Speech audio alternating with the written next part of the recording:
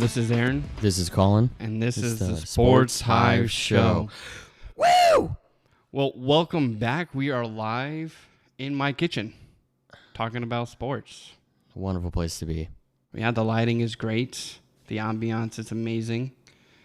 Still got some burritos left on the counter over there. But yeah, we are ready to talk some football. It's been a minute since we recorded an episode. I was gone for 10, 12 days in good old Costa Rica. So it's been a good time. Just wanted to brag a little bit. So for those of you that don't know, we are on Instagram. So if you guys want to go ahead and give us a follow on Instagram and follow us on Spotify and Apple Podcasts and tell your friends about us. We're just trying to get our name out there. We love to talk about sports. There's two brothers in Arizona, Queen Creek to be precise. And we just... also just give our IP address, dude. Not yet. We live in... Just kidding.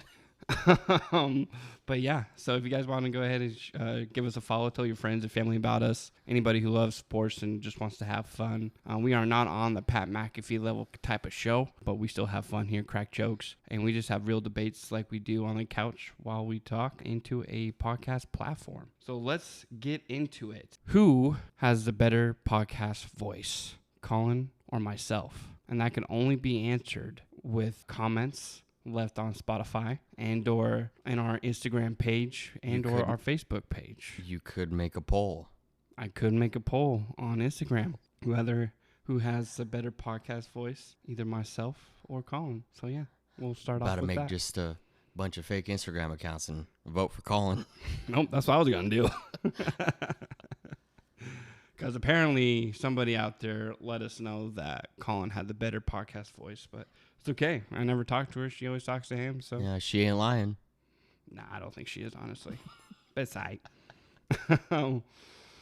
Dude, let's just talk about football. So let's start off with the Thursday night game with the Eagles versus the Giants. The Jackson, Giants. Dart, Cam Scattaboo thing. and their and the aura that they got going on as the 2-4 Giants, probably the best 2-4 team I've ever seen. Well, certainly the most exciting. Dude, what'd you think of that game? A lot better to watch than the Cardinals. But no, it was really good. Scat was 2 yards shy of 100, and he probably would have gotten it if he didn't get a taunting call for saying first down. He probably could have gotten it if he rushed for 2 more yards. Typically, that's usually the way numbers work. Like one of those carries just goes for an extra yard. You know? Yeah. That would work, huh? Yeah, it would, usually. And then had 3 touchdowns. The Hattie trick. Yes. Did my fantasy team wonders. Dart played pretty well. Took a huge hit. Well, I've seen harder, but put him in the blue tent for a couple plays. Wilson went in there, threw 2 shitty passes, and Dable damn near yanked him out the tent. I saw that. I saw that replay on Instagram, and I was dying. Yeah. Because you can tell he was pissed off. He's done with Wilson, for sure. Dable said, if he throws another one, I'm getting fired, so you need to get out of here. 100%. Dude, I think those two, we were talking about it earlier, Dart and Cam have probably saved the Ball's job. If they continue to win, or especially when they're taking down the reigning champs, if they win, I think his job is safe. Does that make sense? Yeah. So, that? I mean, let me see who they got coming up next week. Dable and the Giants play the Broncos. Pretty sure that game is in Denver. Where am I looking? Are you on week 7? Hello? Yeah. Oh, there you go. Jesus. In Mile High City. But the Broncos are probably one of the ugliest looking 4-2 teams, I feel like. I mean, they're leading the league in sacks, though. Well, sacks, yeah, they have 30. Their defense has been playing great. The offense, not so much. Like, Sutton is iffy. Dobbins has been good-ish. R.J. Harvey hasn't panned out yet. Bo Nix, not looking so big right now, if you know what I'm saying. A lot of wood jokes, apparently. Yes. Tay-Tay. Oh, yeah. Wonderful album. But yeah, I think the Giants take that one. I mean, I would say they would take it way easier if Neighbors was still alive. He is. Don't worry, Giants fans. He did not pass away. He just can't play anymore because he shredded his whole leg pretty much. But what was Dart's stat line? Do you have that up from the Eagles game? I know I saw it, but I can't remember what it said. He had a decent game. 17 to 25, 195 yards, 1 touchdown, 13 rushing attempts for 58 yards and a touchdown. His longest run was 20 yards, so all-purpose yards, yeah, 253, and on 30 touches and 2 touchdowns. Not bad at all. I think the lights are bright in New York City for the Giants right now. But that other team in New York, Aaron Glenn, Justin Fields, and the Jets, 0-6. That squad is not doing hot. It makes me happy because Aaron Glenn was obviously part of the coaching staff of Detroit the last couple years, and then went over there, immediately did Rodgers dirty by having Rodgers fly out there for a meeting to basically be told that we don't want you no more. Now Rodgers is still doing his thing on the Steelers at 4-1. Dude, what you think, going back to the Eagles game, what do you think about Jalen Hurts and that Eagles offense doing the tush push four times in a row? Yep. Well, is that football? Not 4 times in a row. I'm okay with it like once here and there. Right. But if it's used and abused like that, yeah, no bueno. Like, I'm cool when you're trying to get like a 4th and 1, right? Try to convert that to try to win the game kind of thing, that kind of scenario. 2-minute warning, 4th and 1, you're at the 40-yard line, and you're trying to convert so you can continue your drive. Or if you're at the goal line, like you just said, and it's 4th and 1, that's cool. That's still football to me. But when you're doing it, when it's like 4 times in a row, and you're on the 5-yard line, and you're just going, like there needs to be some sort of rule now, because there's a false start 50% of the time. That's like never called or more. So I know there's a big debate on social media if that is even football. The Packers were the first team to try and get it banned like over a year ago. And everybody started being like, oh, well, if you can't stop it. And then now everybody's come to our side. I think so. All right, let's go ahead and talk about the Lions and the Chiefs. Sunday Night Football. What do you think of that game? Is Patty Mahomes, who's number 1 in fantasy points this year, and the Chiefs being, they're 3-3 now? Are they all the way back? Are they okay? Are they going to make a run for that division with the Chargers dropping a game? Actually, 2 games because they're 4-2. As long as they have the Zebras by their side. I think this is the only game that's like controversial with you have the quote-unquote Zebras on your side. Because, I mean, usually they're more in the news and more people are talking about them, the Zebras and the Chiefs kind of thing. Yeah, granted that Travis Kelce did have that drop that they didn't catch, but the refs didn't really do well all around the league this past weekend. But are the Chiefs back after beating the Lions? And the Lions are no scrubs. They're a good team. They're a good squad, in my opinion. I know you got others because the Packers and the Lions share the same division, but I think the Lions are actually a good squad. Well, I don't know. The Lions their 2 losses are against like 2 of the better, healthier teams, and then their wins were versus the Browns, which I know the Packers lost to the Browns, but the Browns is the Browns, right? As Poo-Poo Schuster would say. Then they played Jake Browning and the Bengals, and then the Bears. So, and then lose to the Packers and lose to the Chiefs, and the Chiefs were fully healthy for the most part, barring Rice not being there, and the Packers are fully healthy, with the exception of a few. So but are the Lions pretenders in your eyes, being 4-2? I think I don't know. They have the best offense in the league right now, like at like all positions really, and scoring wise. Defense is their one hiccup. Branch likes to fight after games. Yeah, always a punk. The whole defense is. But I don't know. I think the Lions are still good, but I don't think they're as good as everybody's been saying, or thinks. And then the Chiefs. I think they're back-ish. Their defense is also the issue. Yeah. Again, as it always has been. Like, I think it's Naughty. I think he's a defensive tackle. Out of, like, the possible, like, PFF, like, 119 ranked defensive tackles, he's 119. And he's their starting defensive tackle. Ouch. Yeah. So, that's not good. If they get defensive help, I think they'll be better. Because their offense, I don't think, is the issue, obviously. And the Chiefs have the Raiders coming up in Week 7. And Pete Carroll already said that Bowers was pretty much going to sit out until Week 9. So you don't have Bowers. Geno's on pace to throw like 35 interceptions. Genty hasn't been let loose yet. Jacoby Myers is useless without Geno. Michael Mayer is also useless with Geno. So you think that should be a pretty easy win for the Chiefs, and the Chiefs go 4-3? Yes. Well, 5-2. No, it is 4-3. My bad. Yeah, five. My bad. Yeah, 4-3. So the Chiefs look like they're back. So for now, right, until something crazy happens. Yep. Until Travis Kelce's wedding. Yeah. He's all distracted and stuff. And then Monday Night Football, which we just got wrapped up watching. 2 Monday Night Football. Yep, 2 Monday night games. You had the Falcons and the Bills, and then the Commanders and the Bears. So, quite honestly, I figured the Commanders would end up beating the Bears, and the Bills would end up beating the Falcons, but it was quite the opposite. The Falcons came out on fire, and were up 21-7 at one point, and they pretty much controlled that entire game. So was it just a bad day in the office for Josh Allen and the Bills, or was it just a really good game for the Falcons, now being 3-2? Finally, Drake London had his career game. Bijan Robinson had a great game. Penix had a great game. Just a bad day in the office? I think so. I don't think it's really anything to worry about for the Bills' sake. The Falcons, they've had a couple really good games. Like they blew out the Panthers 30-0 a few weeks ago. Right. Like the Falcons, they're capable. They definitely have the talent on the squad, that's for sure. Yeah, I feel like the defense just needs to be more consistent, which they were tonight. Kept getting stops. I think a couple turnovers, no?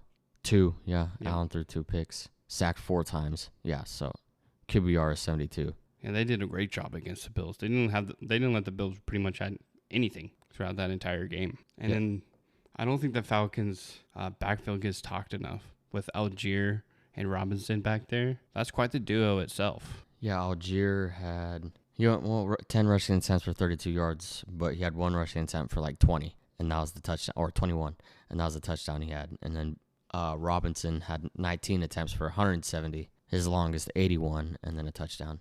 Well, he had 170 rushing yards. Yeah. Whoa.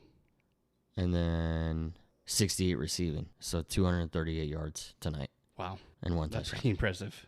Okay. So, the Falcons end up beating the Bills 24-14 tonight. And then the Commanders and the Bears. Commanders were playing at home, started raining in the second half, and that's where everything kind of just wet the bed for the Commanders. And the Bears end up winning in a game-winning field goal by none other than the legend, Jake Moody. Oh, for sure.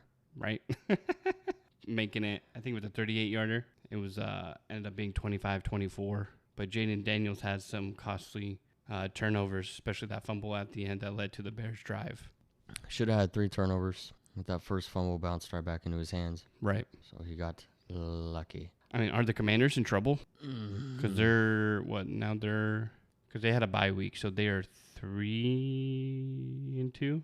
3-3. They did not have a bye week They yet. did not have a bye week. Well, look at that. I don't know anything. No, the whole NFC East hasn't had a bye week yet. Makes sense. Okay, so now they're 3-3, 500 ball. Did we expect them to be 3-3 at this point, or did we expect them to be better than they are? Probably at least like 4-2, 5-1, something like that. Right. But I don't know. I think they're bringing Daniels back too early from his injuries that he got against the Packers week 1 because he was out for like wasn't two like straight 2 games. weeks, 2 it was straight like games. 2 straight games.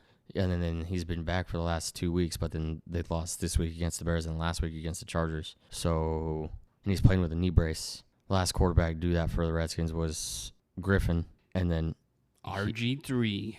And You know what had to happened to end him. his career early because of leg issues and same exact type of style as Jaden. But I probably would have sat him for these last 2 weeks so he's fully healthy and then see what Mariota could have done. But Are that's the just Commanders me. in trouble, or they just have... I think so because Jaden's playing not healthy and Terry has been irrelevant since he got paid. Yeah. Typical. Yeah, they don't look good right now. I mean, any team could change it around right now. It's still way early in the season, so any team could change it around. But, yeah, they definitely didn't play great tonight, but also they're playing in the rain, so the weather's a factor for sure, especially when you're trying to hand the ball off so fast and it slips out of your hand, especially if you have a good grip on it. So I can see, like, if it wasn't raining, do the Commanders win that game? But there's always a what-if scenario for every single game, every single play, every single call kind of thing. Yeah. But Commanders lost, Bears on top tonight. Bills lost, Falcons on top tonight. But let's talk about the Cardinals. All right. Yippee. The Cardinals lose 3 games in a row to game-winning field goals, which sucks 1-point losses, and then you lose to the Colts on a very controversial call. Like, if anybody watches the league, that was a hold on McBride in the end zone on 4th down. Had that been called, 1st and goal on the 1, Ford tries to punch it in, and then the Cardinals win the game. And then the Colts are not 5-1, they're 4-2, and they're tied with the Bills at top of the AFC. And then the Cardinals will end up being 3-3, not 2-4. So all the what-if scenarios. They would be tied for second. I guess that's true, because the Steelers are 4-1. That's right. So, like, there's that. I mean, but the upside is Jacoby and the Cardinals defense, or the Cardinals offense, actually had a great game. One of their better games that they've had this year. And Jacoby, first game, because Murray's hurt, goes for over 300 yards. I think he had an interception in that game and at least 2 touchdowns. And they look good. So, overreaction here. Should Jacoby Brissett be the starter for the Arizona Cardinals moving forward? Yes or no? Yeah. Did I say that week 1, though? Did I sarcastically say that? Yep. At the game that we went to? Yep. Yeah. Because Murray's like my height, pretty much. Yep. 5'10", and the Jacoby's what, 6'4", 6'3", 6'4", around that size? He's a big boy. Right. But he's like at least 4 inches taller than Murray is, which is obviously a big deal. So do you think Jacoby should be the starter over Murray? Granted that they lost still over a controversial no call. Still had a really great game. We scored we almost scored over 30 points. We scored 27, which I think is the highest that we've scored this year. If not, I think we might have tied it because the Panther game was in the 20s. But I think we won 24-21 that game. I can't remember. But it still was the best game offensive-wise for the Cardinals. In my opinion, I think Murray should ride the bench, and we should let Jacoby continue and see what happens. We'll see. I mean, I don't think Gannon will do that, as in bench Murray.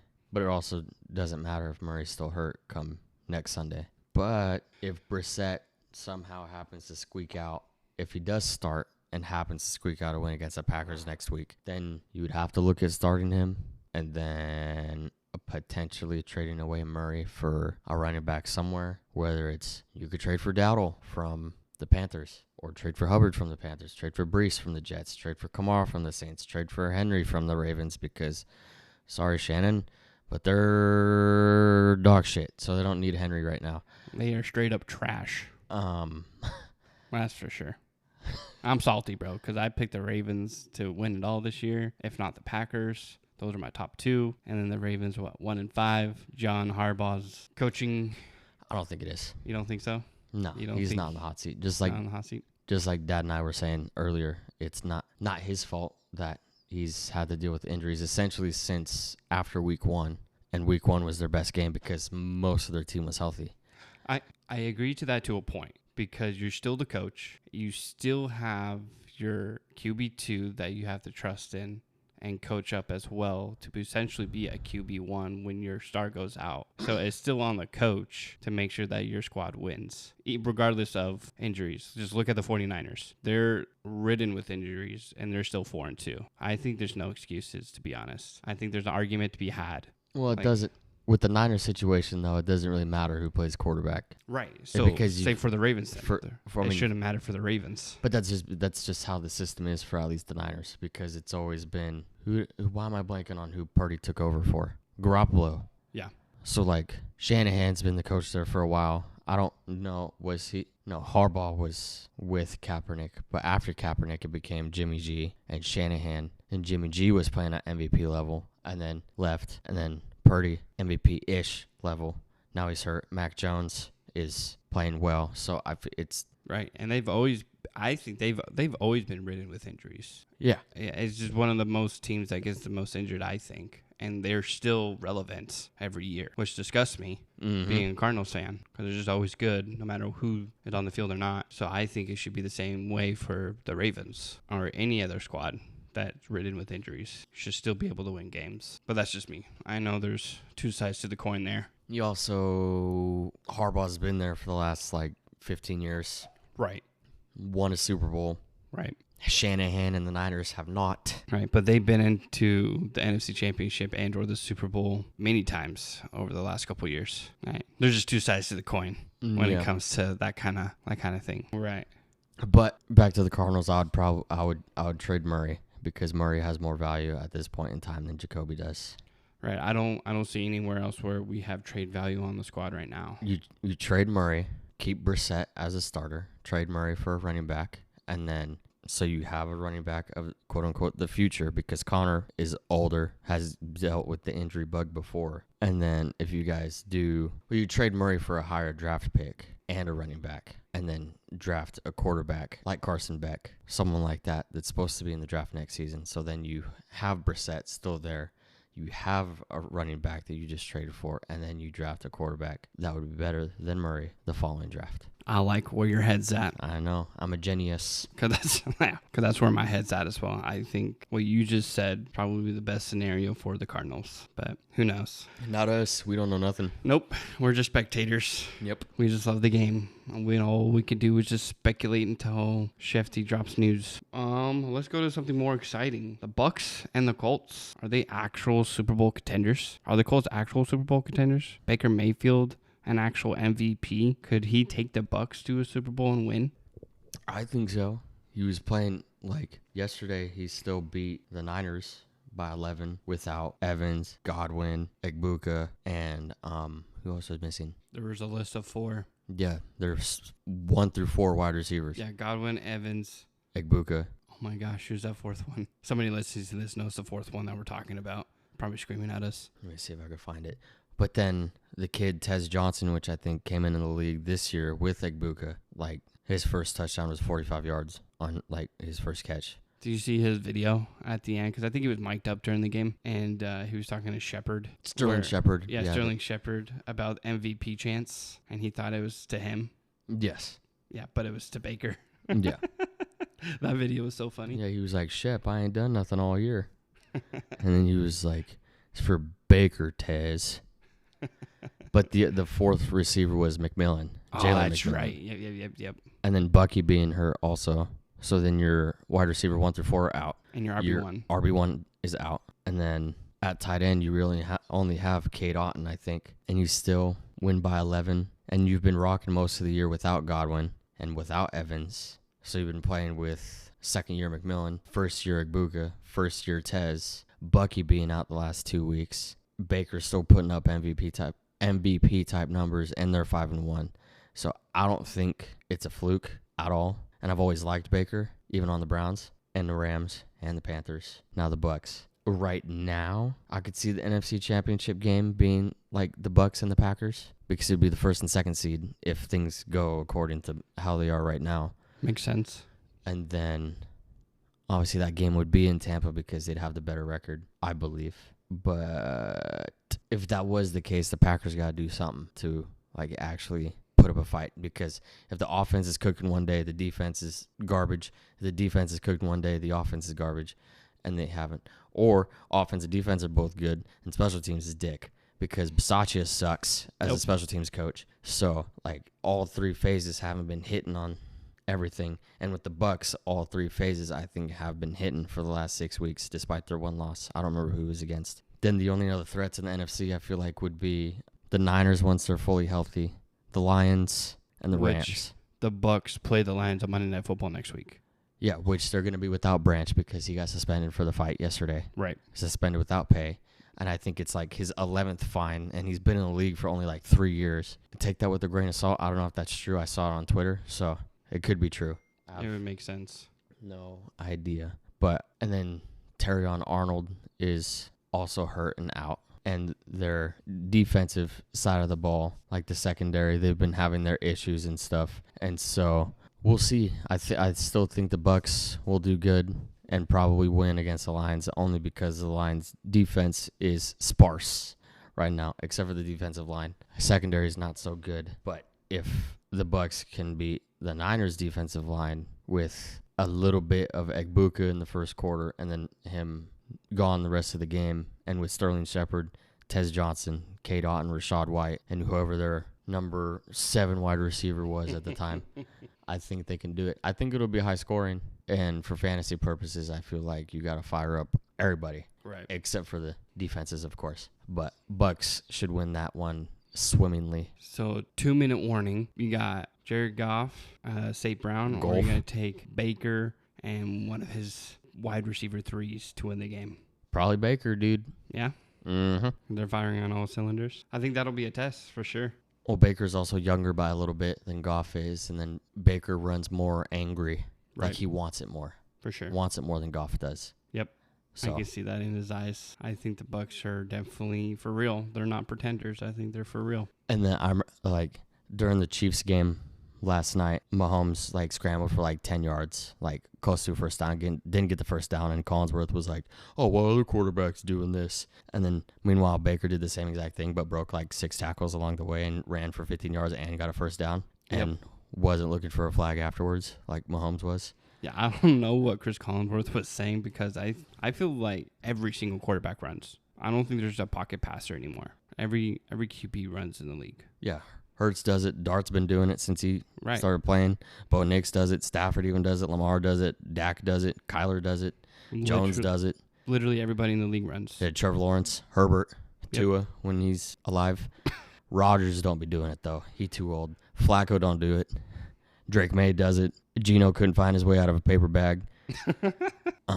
Love does it. Goff does it. Murray does it. It's like a little kid, bro. Yeah, Daniels does it. Williams does it. Penix, everybody. That's what I'm saying. With the exception of 40-year-old Flacco and 41-year-old Rodgers. Right. So when Chris And said Geno. that yesterday, I'm like, bro, literally everybody runs like that and breaks tackles. Like, it doesn't make sense of why he said that. I know why it makes sense. Because he loves Mahomes. Mm-hmm. And his little Mahomie. Dude, do you remember SpongeBob where Mr. Krabs runs and makes that sound on his legs, right? Every single time Murray runs the ball, that's what I'm thinking. Just because his little legs are so tiny. He moves quick. He moves fast. And Small steps. Yeah, exactly. He doesn't have big strides. So every single time I see a video of him running, I think of Mr. Krabs from SpongeBob and doing his running, which I think is hilarious. But yeah, I'm all for running when the situation demands it, but not all the stinking time. And that's what Murray does. Yep. That's the noise. Every single time Murray runs, that's what I think. Because everybody else has big strides. Josh Allen, huge strides. Justin Herbert, huge strides when they run because they're bigger guys. So Yeah. that's one reason why I want a bigger quarterback. So if you run, you got bigger strides. And I like the traditional pocket passer. That's what I like. With the ability to run, if has to, but like the great quarterbacks back in the day that we were young and watching. I mean, we are still young, but when we first started watching football, Younger. like Big Ben didn't really run. Peyton Manning never ran. Tom Brady never ran. Drew Brees never ran. Phillip Rivers never ran. Like all of those guys. Eli. Yeah, Eli. Rodgers. Right. Throwing picks, Eli. Alex Still didn't Smith. run. Right. The only person, like when Michael Vick came into the league, everybody was like, oh, whoa. This is a new era of running backs, or not running backs, quarterbacks, because he can run. We want that type of person, right? Then McNabb was kind of both. Yep, exactly. So now, league 10, 15 years later, every single quarterback runs. Yeah. Which Well, is obviously crazy. with the exception of the older guys that are still there. Right, exactly. But Murray, he's the smallest amongst all the quarterbacks, I think, Him and Bryce Young. I was going to say other than Bryce Young. But I'd rather have Bryce Young than Murray at this point. I think so. Well, just based off youngness-wise, because Bryce is, what, third year? Yeah, that's true. And Murray's in, the like, his seventh. or eighth. Yeah. Yeah, so yeah. Same amount of playoff wins to show for it. Bro. Sorry. Oh, you're good. Moving on. Cam Ward. Is he a bust? Are the Titans done? Did the Titans even begin their season? I know they beat the Cardinals, which is sad, which is lame, actually. Yeah, you were Sad. gone, and I said I was going to go to that game just because the tickets were about free. Yeah, So I'm glad I didn't because that would suck. it was a circus act of a game. I mean, it wouldn't have sucked for me. I would have just went and hung out and met people. But because I have no allegiances. Is Cam Ward a bust, or is the Titans organization just a crappy organization? Because they did fire their coach, Brian Callahan. Well, they've been firing their coaches since like 2021, I think. They fired 3 coaches or something like that. Vrabel was one of them, Right. but now he's 4-2 with Drake May on the Patriots. So Which we'll talk about the Patriots in a minute. yeah, it's not. It can be a coaching issue, but then you also have to look at the players too, because those players that Callahan had for the last 2 years, which his record was like 4-19 as a head coach over there, relatively the same as Vrabel, I believe. But did Vrabel have AJ Brown and Henry? Yeah. Who was the QB at the time? Was it Mariota or Tannehill? I was about to say Tannehill sounds really familiar. But Vrabel was winning games with the Titans because they made Yeah. playoffs Yeah. with Vrabes and lost. And then they had a really crappy season and then fired him. But the Titans organization is not giving coaches like Chances or good rosters. right, both. But then you have Callahan who just has a rookie quarterback. I mean, it's Well, the last 5 rookie quarterbacks we take at number 1 all saw their head coaches get fired in their first season. right. So Bryce Young, Cam Ward, Trevor Lawrence. Right. So back to my question. I don't think Cam Ward a bust after 6 games with 1 win? He was 26 of 38, 222 yards this game, 1 touchdown, 1 pick, sacked 6 times. So offensive line is atrocious. I don't think Cam Ward is, only because he said if we keep it a buck, we ass. They were ass before he got there last year by winning only 3 games. Right. So I don't think it's a Cam Ward issue. He also came out saying that there's players not making it or late to player-only meetings. So there's...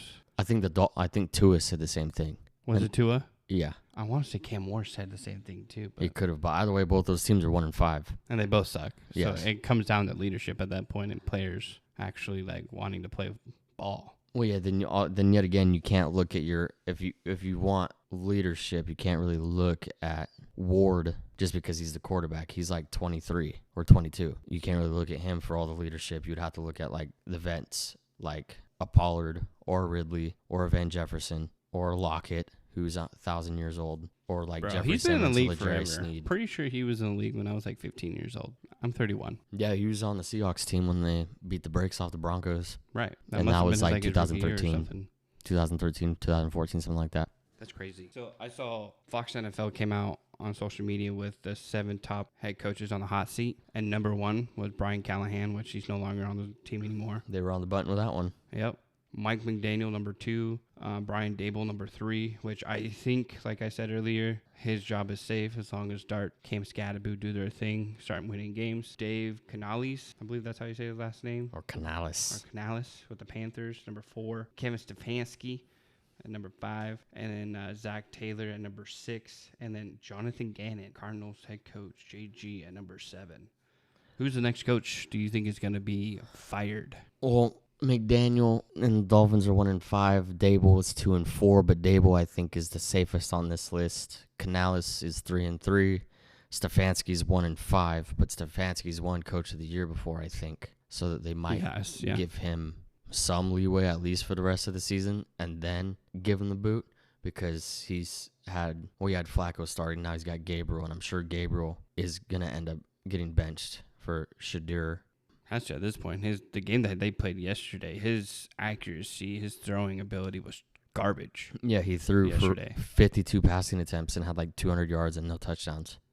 That's insane. I didn't know it was 52 passing attempts. Holy crap. Yeah. No, when you're throwing it 52 times and you have under 250 yards and you only score 9 points with no touchdowns, that's utterly Granted, insane. it was the Steelers defense, which is also... But still, as good. a pro football team, it's expecting more of you, especially when you pass it 52 times. Why did the Browns do that? I mean, they have Judkins in the backfield. Judkins also didn't play that well, I don't believe. He had 12 rushing attempts and 36 yards. But the defensive line for the Steelers is always good, and they're always good against the run. So, maybe they pivoted. Judkins is probably their best offensive player right now. But I think Stefanski will be fine until the end of the year, if anything. Zach Taylor... Do you think he should be fired? I mean, there's always been this circle. I don't like Zach Taylor as a coach. With the Bengals. There's talent being wasted on that squad. And they haven't been able to get the O-line straight since they were in the Super Bowl. And even then, I don't think their O-line was good when they were in the Super Bowl. No, their defense was better, though. Right. I feel like Stefanski and Zach, if they do get fired, it won't be until the end of the year, because if somehow the Bengals squeak out a couple wins and get into a spot to get in the playoffs by the time Burrow's able to come back, and then they get into the playoffs and lose in the first round, I could see Zach being fired. Stefanski, the Browns aren't doing nothing, so that'll just depend on ownership. And then man, Gannon. We already know where I stand with that one. I know, but then like I said, if Brissett beats the Packers, you would have to look at starting him, and then you'd have to look at trading Murray, and then you'd have to look at getting a new quarterback. For firing Gannon's sake, you'd have to hope for the Cardinals to lose like the next couple weeks. So what if the Cardinals? Honestly, If they put together wins, I don't think Gannon's going anywhere. it would make sense, obviously. But if the Cardinals fall to 2-5, do you fire JG at that point, or fire Drew Petzing at that point? Maybe Pensing, but not JG, not Gannon, because you'd also like the Cardinals' losses have combined been 7 points. Right. They lost by 1 3 times in a row, and they lost by 4 against the Colts yesterday. So that's probably another reason why Gannon hasn't been fired, because it might be a 2-4 record, but it's just 7 points away from being 6-0. Right. So for that aspect, I don't see Gannon going anywhere for a while. Maybe Pensing, if they're going to fire anybody or put the blame on anybody, him and Murray. 100%. So then if you get both new offensive and defensive coordinator, and then you keep Gannon, trade away Murray, grab a Carson Beck, or whoever else is going to declare for the draft. And then if Carson Beck could be the next, rookie quarterback to have his head coach fired underneath him with Gannon next year. So that's what I think would happen. So if the Cardinals go 2-5, should they just start tanking? I would trade Murray, at least for a running back that you can keep and re-sign. You know what would have been nice? If we drafted Cam Scatterbo like every Cardinal fan wanted, instead of going all defense. Yeah, well. That would have been cool. Defense has been pretty good, though. Ish. But allowing more points 4 times. So. Yep. So through this head coaching hot seat list, I think Mike McDaniel is probably what we're talking about getting fired next out of anybody on the list, especially if they lose again. Yeah, Mike, I could see being the only one to get fired, because the Panthers have put together 2 wins in a row. So now they're 3-3. So I think Canales will be fine. Dable is going to be okay. Zach, just because his quarterback situation is funky. And the Bengals still played good with Flacco, who was in there for about 5.5 minutes and still threw for 250 yards and 2 touchdowns against the Packers again. But Mike, I think, is really the only one that probably get a mid-season fire. Yeah. And maybe, who knows? I mean, another coach that could get fired that's not here. Oh, Aaron Glenn. Aaron Glenn on the Jets. I don't know why he's not there. 0-6, yeah, for sure. But it's also the Jets organization. It's not good. Who's the Cowboys head coach now? That is... Oh, Kellen Moore on the Saints also. They're 1-5. Also Cheeks. Brian Schottenheimer. 2-3-1. The Cowboys have one of the highest scoring offenses in the league, but then they also have the worst defense in the league. Yeah. They're ranked 29. Yeah. On everything. So then you'd have to look at that too if the Cowboys continue to lose. It's almost like they shouldn't have gotten rid of Parsons. Yeah. Yeah, and I don't know who it was. I think it might have been Jared Jones that said that they're lacking a pass rush. Well, that's weird. Yeah. Probably should have paid Micah Parsons. Yeah, they should reach out to the Packers and see what Micah's availability is. We ain't never getting rid of that boy. He's retiring there, buddy. And like I said, Kellen Moore on the Saints, Pete Carroll on the Raiders, and I think everybody else will be safe. What's the Raiders record right now? 2-4. 2-4. I think there was a stat when Carroll took the Raiders job that he's never been under 10 wins in a season in his coaching career. Well, that's because he texted. Is that right? Yeah, he texted that to he either texted it to Gino or he texted it to Genti, but which is a lie, because when he was on the Seahawks, I think in the mid 2010s, there was a year that he was 9-8 or that would make sense. 9-7, something like that. But Pete Carroll's old, so he probably don't remember it. Awesome. So let's talk about the Patriots. Patriots lead their division now since the Bills lost tonight. Patriots are 4-2, and they're steamrolling everybody. Drake May is playing really, really good football right now. Are the Patriots pretenders, or are they actually for real? Who have the Patriots beaten? They beat the Saints today or yesterday. They've beaten the Bills. That's why they lead the division at 4-2. Same with the Bills. They're beating the Saints, the Bills, the Panthers, and the Steelers. So they lost to the Raiders and the Panthers? Oh, no. So, yeah, they lost to the Raiders, and they lost to the Steelers, sorry. So then they've beaten Miami, they've beaten the Panthers, they've beaten the Bills, they've beaten the Saints. Correct. So that's And they beat the brakes off the Panthers, 42-13. They beat the Bills 23-20. Beat the Patriots this last weekend, beat the Saints 25-19, and beat the Dolphins 33-27. And then their 2 losses, they scored 13 and 14. So their offense besides the 2 games that they lost, are actually scoring points. So, like, we thought the Bills would run away with the division, but can the Patriots actually win that division against the Bills? That's going to be something to watch out for. Well, yeah, it's not going to be the Dolphins or the Jets. Correct. They're already way out of it, so it's just going to be those 2 teams, and they're tied right now. And they're next. The Patriots play... The Patriots and the Bills just played, so then, I mean... Patriots play the Titans, so that should be a win. Theoretically. Are the Bills on a bye? They should be. I think the Bills on a bye next week. The Bills and the Ravens are on a bye week, yeah. Yeah. Oh, good. I'm glad the Ravens are on a bye week because nobody wants to see that trash on television anymore. Yeah, our sisters are glad they're on a bye week, too. Yes. She's sworn off football, but still pays attention. Of course. All right. What other games should we talk about from this past week? Talk about that riveting game in London between the Jets and the Broncos. No, I don't want to. Yeah, okay. The Panthers and the Cowboys game. Oh, yeah, that's right. The Panthers ended up winning that game 30-27 game-winning field goal. Mm-hmm. Yeah, and that's then because of Rico. Mr. Dowdle. What were you saying his stat line was? You mentioned it earlier right before we hit record here. He had 239 scrimmage yards. That's insane. Which is the best by a Panthers running back ever. So CMC is nothing. Correct. But yeah, he had 183 rushing yards on 30 attempts and then 56 receiving on 4 catches and then a receiving touchdown. And then the week prior to that against the Dolphins, he had 206 rushing yards on 23 attempts, a rushing touchdown, and 28 receiving yards. Wait a minute. Did you just say he had 23 attempts at 206 rushing yards? Not this past week, but the weekend before? Yep. Wait, who do they play? Dolphins. That makes sense. Okay. That's still insane. 206 rushing yards off of 23 attempts. Mm-hmm. And I picked him up in both fantasy leagues, and then I traded him in one of them. That's like 9 yards a carry. Yeah. Wow. He's already top 5 in rushing. Who are the top 3 running backs right now as of week 6? And quarterbacks and wide receivers. Just do top 5. Number 1, Jonathan Taylor, 603. Javonte Williams, 476. So there's a little bit of a gap. Just a little bit. And then Dowdle at 472, which he's played all 6 games, but he's only started the last 2 games, and he's had Sounds like almost 400 yards just right there.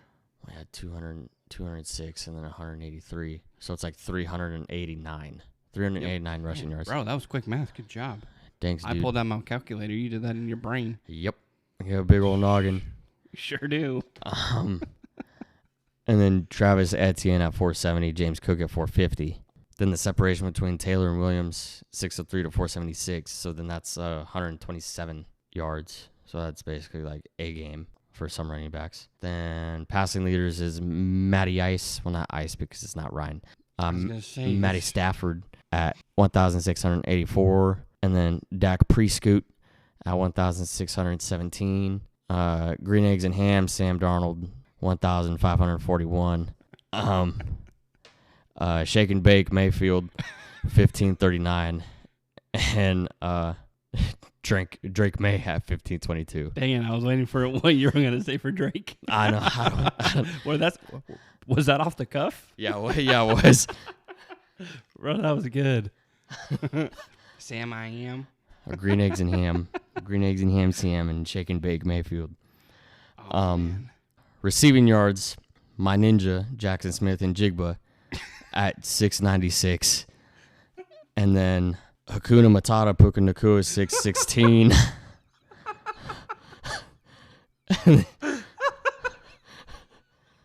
And then George Pickens 525, Egbuka 469, and then Jamar Chase 468. He couldn't finish.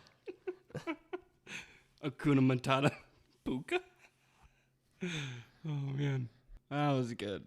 That was good. So wait, where was the last 3? Pickens? The Pickens at 525, Egbuka at 469, and nice.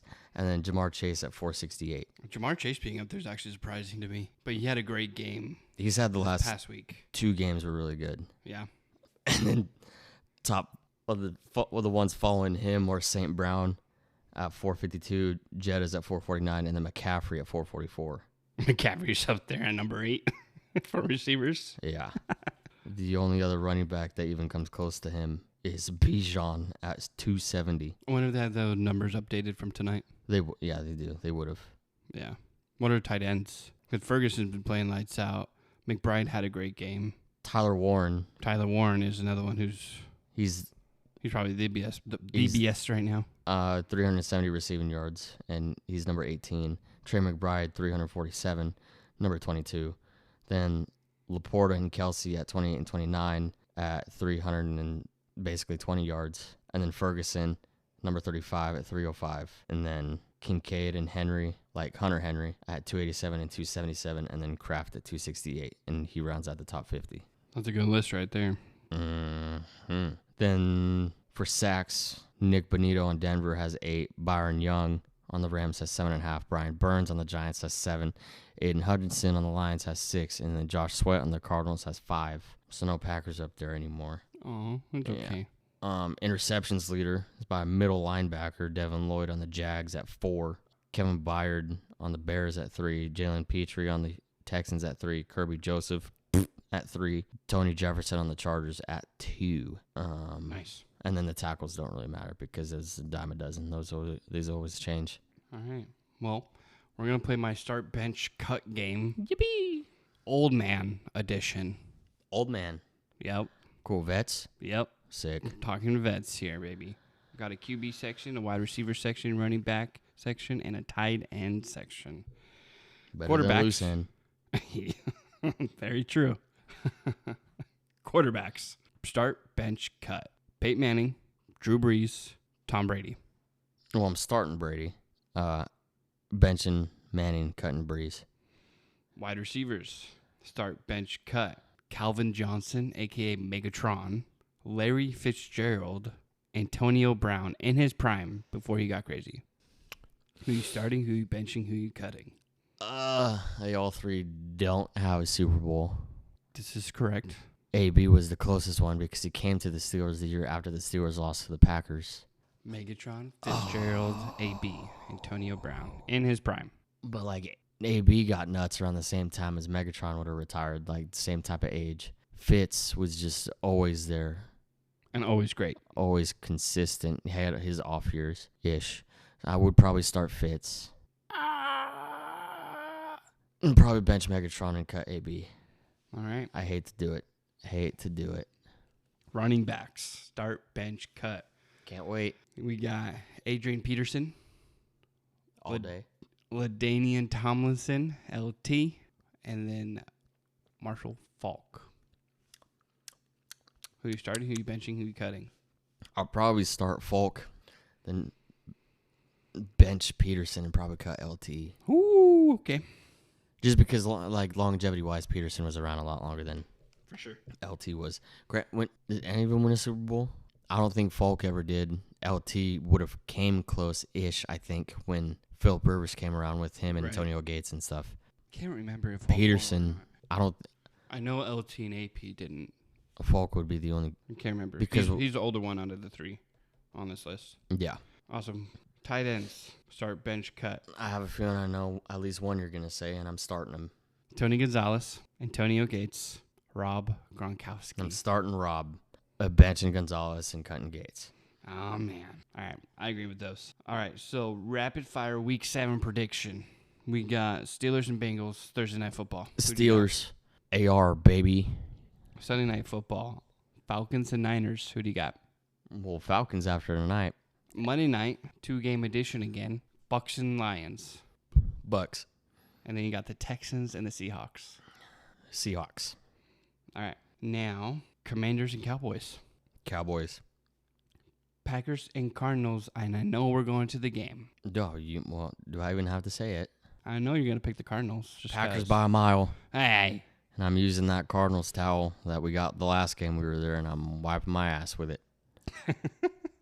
Better not. Colts, Chargers. Colts. Giants, Broncos. Giants. Patriots, Titans. Pats. Rams, Jags. Ooh. Rams without Puka, and they're in London. Possibly without Puka. And Jags always win in London. I'm gonna go with Duval County, son. All right. Sounds good to me. And then Panthers, Jets. Panthers. You don't think the Jets are going to get the first one against the Carolina Absolutely Panthers? not. That team's going 0-17, brother. All right. Saints, Bears. Book it. Bears. The Bears. Dolphins, Browns. Yikes. Probably the Browns. Do the Browns win, and then Mike McDaniel gets fired after this game? Where are they playing? They're playing in Cleveland. Yep. I would think so. Yeah, if the Browns win, Mike McDaniel and his cryptic post-game interviews are probably out of there. Raiders, Chiefs. The Chiefs. Eagles, Vikings. Probably the Vikings. Yeah, I got the Steelers over the Bengals. I'm going to pick the Falcons over the Niners as well. Bucks over the Lions and the Seahawks over the Texans. Commanders over the Cowboys. Actually, no, I'm not going to. I hate the Cowboys. Always have. Always will. But I'm going to pick the Cowboys over the Commanders because I did not like the way the Commanders played and ended their game tonight. Against the Bears. Yeah. So Cowboys over the Commanders. CeeDee Lamb might be back too, so. Right. I'm going to save the Packers-Cardinals decision until the very end here. I'm going to go Colts over Chargers, Giants over Broncos, Patriots over Titans, Panthers over Jets. I'm also picking the Jags over the Rams because of what you said as well. And then I got the Bears over the Saints, Browns over the Dolphins, Chiefs over the Raiders, and I will pick the Vikings over the Eagles. If Jacoby starts for the Cardinals over the Packers. If Murray starts for the Cardinals, then the Packers by a mile. For sure. We'll maybe score 7 points while you guys score like 30. I don't think it really matters there, son. No. You only got one loss, brother. Well, you got one tie too, so. Yeah, it's better than a loss. Also, not as good as a win. Nope. So, I mean, it'd be like that. All right. And then, dude, real quick, are you excited about basketball season coming up? Yeah, I'd be even more excited if LeBron was playing the opener. But he's not. Yep. So basketball season starts October 22nd, and we'll be talking more about basketball as the season progresses as well. And then right now, we're in the middle of postseason baseball. I know last time we were talking about the wild card series, but those are only 3-game series, and those tend to go by really fast. Now we're talking about the ALCS and NLCS. And the NLCS, you got the Dodgers and the Brewers, which the Dodgers won tonight against the Brewers, but barely. And then you have Seattle against the Blue Jays, which Seattle is up 2-0 on the Blue Jays. Everybody's hoping it's a Seattle Brewer type of World Series and hoping the Dodgers aren't in it. But they could be. So that's something to watch out for is postseason baseball. Because I reaching his peak. Did pick the Dodgers and the Blue Jays to be up there and be in the World Series. But if I was wrong, I wouldn't be mad. All right, and we're going to end this show with this question. For football again, who is your early MVP candidate after 6 weeks? And what team would you pick after 6 weeks to win the Super Bowl? I'd say Baker's the MVP because he's doing the most with the least. And then I'm going to stand 10 toes down, brother. And still pick the Packers for a Super Bowl. Not as confident as after week 1 comes 6 weeks later. But I'm still going to pick them. All right. I respect it. I also think Baker could be an early MVP pick here. And then, you know what? I'm just going to say, just because I want to do something different. Giants. Giants are going to win the Super Bowl this year. They're going to come back from 2-4. They're going to run everybody over. Giants winning everything. Them are the Colts. But I can also see, like you said earlier, I can also see the Baker Buccaneers winning everything as well. It's hard to tell week 6 who's actually good, who's actually bad. Well, actually, no. It's harder to tell. I know who's bad. Yeah, we all know who's bad. Yeah. But it's harder to tell which teams are actually good. But yeah. Worst teams in the league right now, I know it is the Jets, Ravens, which is weird, Browns, Titans, Saints, Dolphins. Are those all 1-win teams or no-win teams? Yeah, all the 1-win teams, and then the 2-win teams, Giants, Cardinals, Cowboys, Raiders, Bengals, and that's it. All right. But then it also depends on all the injuries. Right. On who else gets hurt, because half the NFL is hurt. That's for sure. There's way too many injuries and fantasy teams going in the dumpster fire early this year, giving up. Yeah. What? All right. Well, we'll go ahead and end it for this episode. As a reminder, if you guys could go ahead and follow us on Instagram or follow our Facebook page at the Sports Hive Show, that'd be much appreciated. If you can Also share with your friends and family. We're also on Spotify and Apple Podcasts. We come out with an episode every Wednesday, so keep your eyes peeled for that. And until next time, enjoy the month of baseball, football, and basketball. It's the only month we get all three. Yippee!